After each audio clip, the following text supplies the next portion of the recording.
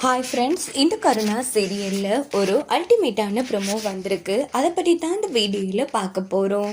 அதுக்கு முன்னாடி நம்ம சேனலை சப்ஸ்கிரைப் பண்ணாதவங்க கீழே இருக்கிற சப்ஸ்கிரைப் பண்ண கிளிக் பண்ணிவிட்டு பக்கத்தில் இருக்கிற பெல் ஐக்கனையும் கிளிக் பண்ணிடுங்க. இங்கே பார்த்தோன்னா நம்ம இன்று சாப்பிடாம படுக்கிறதால பசி அடக்க முடியாமல் ரொம்ப கஷ்டப்பட்டு தண்ணியெல்லாம் குடிச்சிட்ருக்காங்க.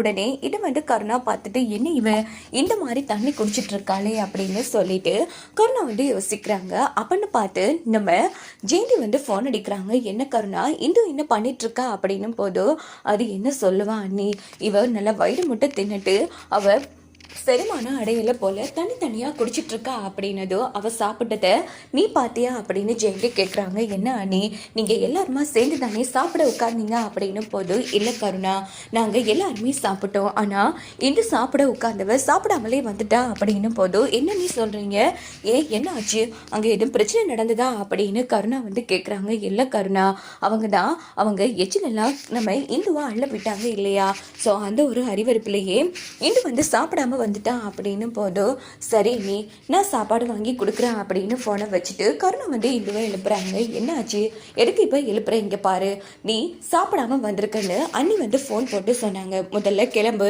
போய் ஹோட்டலில் சாப்பிட்டுட்டு வந்துடலாம் அப்படின்னதும், இங்கே பாரு உனக்கு எதுக்கு என்னோட கரிசனை, இங்கே பாரு அதெல்லாம் எனக்கு பசிக்கல, சாப்பாடு வேணாம் அப்படின்னு நம்ம இது அடம் பிடிக்கிறாங்க. இங்கே பாரு இப்போ நீ ஒழுங்கு மரியாதையா என் கூட வரல, வீட்டில் இருக்கிற எல்லாரையும் எழுப்பி விட்டுருவா அப்படின்னதும், சரி தொலைகிறா அப்படின்னு சொல்லிட்டு இன்னும் கருணா கூட கிளம்பி ஒரு ஹோட்டலுக்கு வராங்க. அங்கே பார்த்தோன்னா பிரியாணி சிக்கன் எல்லாம் ஆர்டர் பண்ணியிருக்காங்க நம்ம கருணா.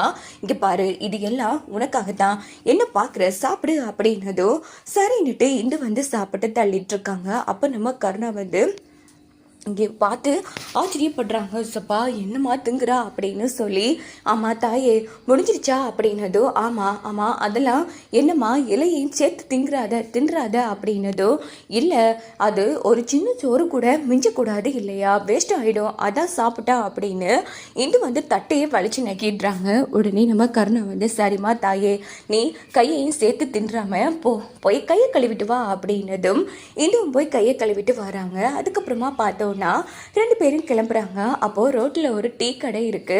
உடனே டீ கடையில நிப்பாட்டுறாங்க. இங்க பாரு நீ நல்லா மூக்கு முட்டை சாப்பிட்டு இருக்க, அதனால இந்த ரோட்டு கடை டீ குடிச்சு பாரு, செம்மையா இருக்கும், செரிமானம் அடைஞ்சிடும் அப்படின்னதும் இன்னும் சரிங்கிறாங்க. அப்போ கருணா நம்ம இந்துவுக்கு ஒரு டீ வாங்கி கொடுக்குறாங்க.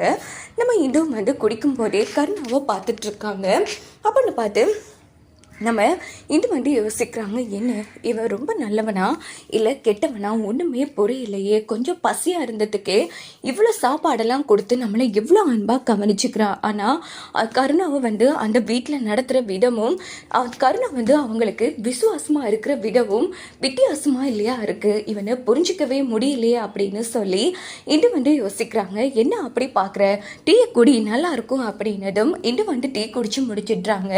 இப்போது ஓகேவா பசி நின்றுட்டா அப்படின்னதும், ஆமாம் ரொம்ப நன்றி அப்படின்னு இது சொன்னதும், இதில் என்ன இருக்குது பசி போச்சு தானே, சரி வா போகலாம் அப்படின்னுட்டு ரெண்டு பேரும் கிளம்பி நேராக வீட்டுக்கு வந்துடுறாங்க. இங்கே பார்த்தோம்னா கருணா பாட்டுக்கு சரி இப்போ நிம்மதியாக தண்ணியை குடிச்சு கிடக்காம நல்லபடியாக படுத்து தூங்கு அப்படின்னு சொல்லிட்டு கருணாவும் தூங்குறாங்க. இன்று தூக்கம் வர முடியாமல் கருணாவே பார்த்துட்டு இருக்காங்க. ஏன்னா அந்த இடத்துல நம்ம கருணா மேலே இந்துவுக்கு ஒரு நல்ல அபிப்பிராயம் வருது.